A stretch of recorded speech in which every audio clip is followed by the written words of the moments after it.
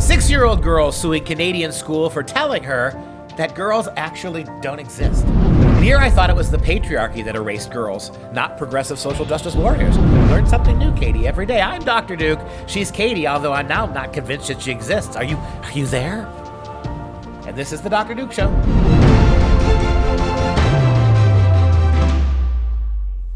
Hello, everyone, and welcome to the Dr. Duke Show, the only program that keeps you educated on such stupidity that impacts K-12 classrooms and college campuses all around the world. Today, we're talking about Washington state lawmakers passing new sex ed legislation that starts in kindergarten. Plus, Minnesota teachers are striking, even with new studies showing that more than 60% of their students are struggling to read and do math.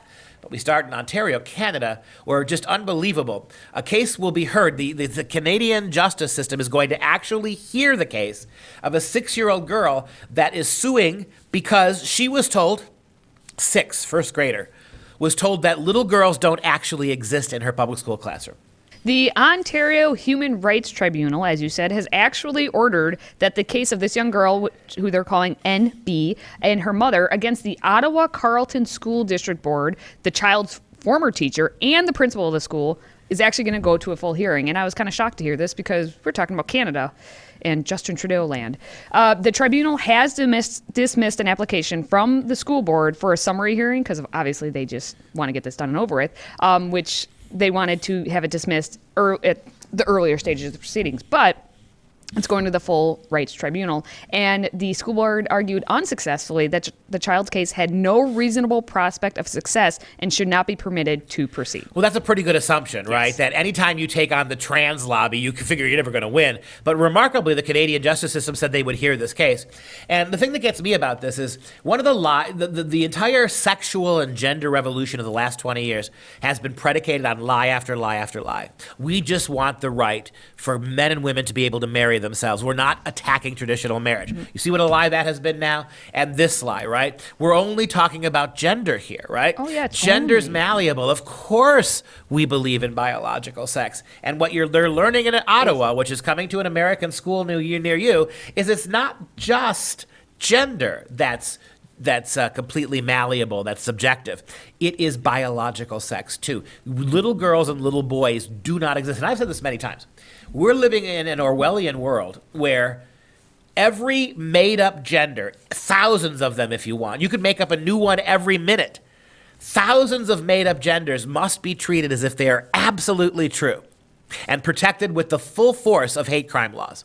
But the actual concepts of man and woman are now discriminatory and according to Ottawa, non-existent.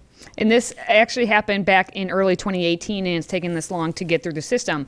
But at that time, we had the little 6-year-old girl who was in the grade 1 class, and it was taught by the teacher they're calling JB. Basically, a YouTube video was showed, and it was called He, She, They, Gender, Queer Kids Stuff Number 2. And the video contained a number of statements about gender identity and asserted that, quote, some people aren't boys or girls, end quote, and that those who do not feel like a she or a he might not have a gender. If there are boys and girls and people and all of them can wear ties and dresses, then how can I tell who is what gender? That's actually really easy, Teddy. All you have to do is ask someone what their pronoun is. A pronoun is the word you use to talk about someone when you don't use their name, like he for boy, she for girl, and some people use they. When you meet someone, just ask them what their pronoun is. 6-year-old class. And isn't it interesting that biology, chromosomes, genes, anatomy have nothing to do with proving what you are, but a pronoun does? Let me repeat that. You've got all bodily resources at your disposal. We have mapped the genome, right? We know exactly what the X and Y chromosomes do. We know exactly what goes into the making of gender and sex. We know this. And yet none of that has any bearing on who you are. But a simple pronoun choice confers absolute agency and identity on you. That's the world you're living in. And as you said, that wasn't just a one-off.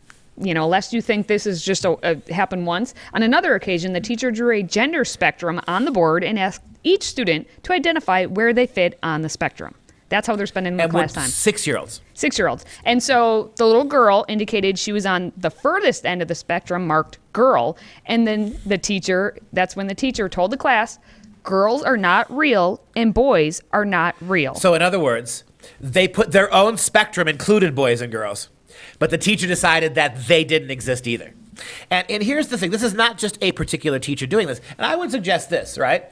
Because one of the arguments the little girl and her lawyers made was that if you're really inclusive about gender, then you have to include traditional male and female. Yes. Why aren't they showing videos? For thousands of years of schooling little kids, we never sat a 6-year-old down and showed a 6-year-old girl what it meant to be a girl. We never played, this is what a woman and a boy is. We didn't do that. And so instead of just presenting the deconstruction of gender, if you're going to be completely inclusive, don't you have to give kids the option of what traditional gender is? This is one way of looking. If you want to be really woke and inclusive, here's one way. Gender and biology are meaningless. Here's another way. Biology, anatomy, physiology, brain chemistry, and everything else says this is who you are. But why not give them the choice? Why do you only give them the choice to deconstruct male and female? If you're going to play this the right way, you almost have to, don't you? Present the other side of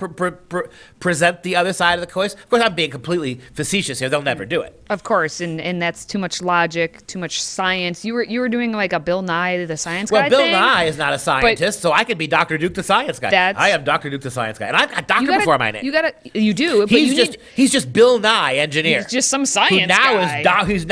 He's Bill Nye. So I'm Dr. Duke, here the to science rebuke. guy. I don't know. Yeah. You need a fun phrase though.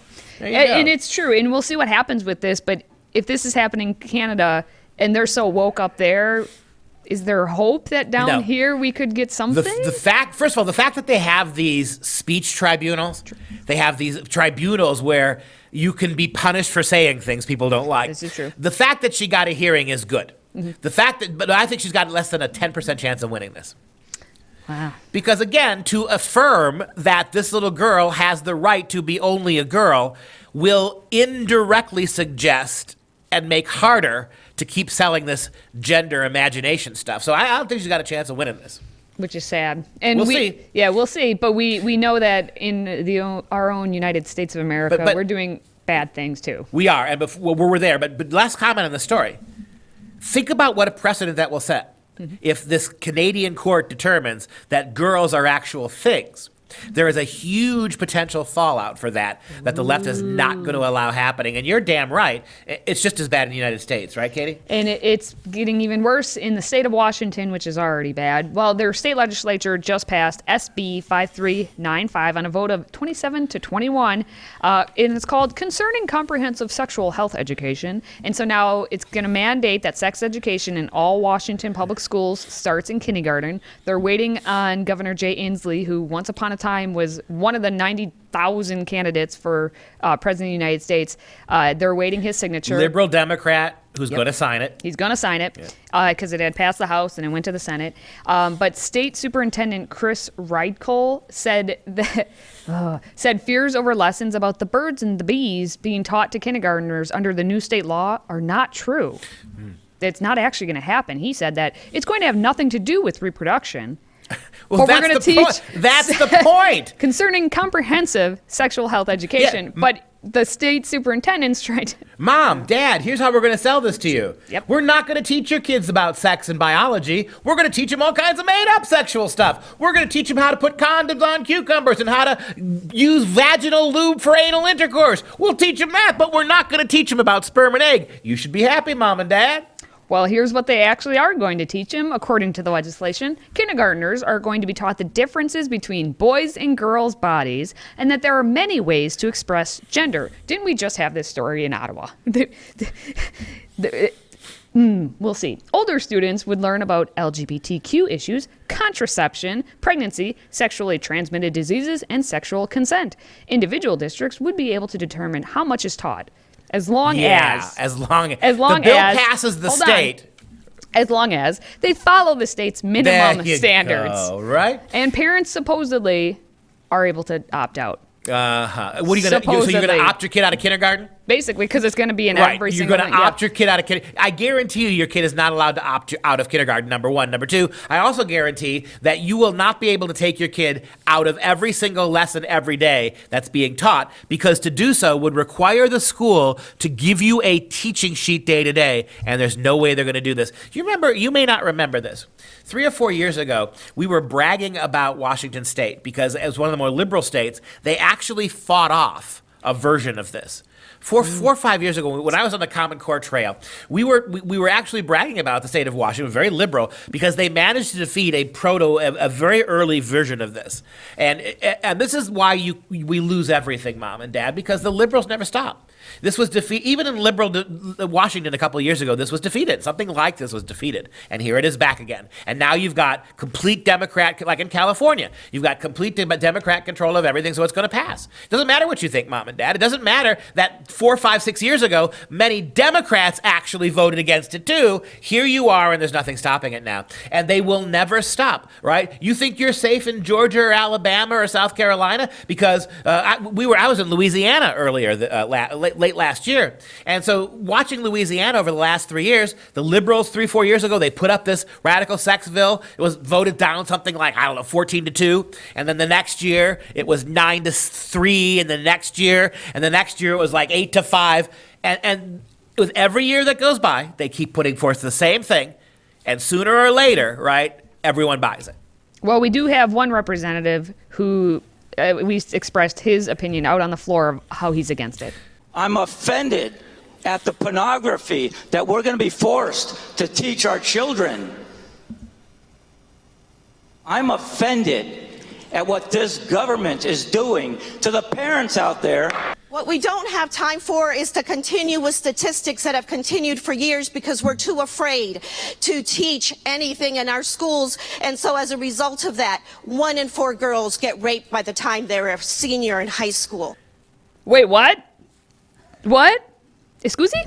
I had more than 4 friends. So you're saying one of me and 3 of my friends, one of us got raped in high school? That's where we're at now? That's the assertion you're making? She's condemning statistics. All these statistics that show it's bad to teach little kids this kind of sex, she's ignoring those. Those are the problems. And so she makes up her own statistic. Because you won't let us teach sexual interactions and relationships to kindergartners, 1 in 4 girls gets raped. You're telling me that, first of all, you actually use the 25% number. This is a so-called responsible educator. This is how they get it done, ladies and gentlemen. And here's the thing. You're teaching little boys and little girls highly sexualized forms of behavior very little. Do you think by the time these 6 and 7-year-olds are 11 and 13, do you think that's going to actually decrease the possibility of rape or increase it? What do you think? Is it going to go down? Oh, no, maybe it'll increase. Oh, Hey, I don't know. 100% of kids, Okay. right, Yep. have never been raped in public schools. Okay. I can make up statistics too. Oh, okay. Right, let's just make up. So statistics are the problem, she says, citing a statistic, which is a complete whopper of a lie. We need this bill right now, or else one of your 4 kids will be raped by the time she's out of elementary school.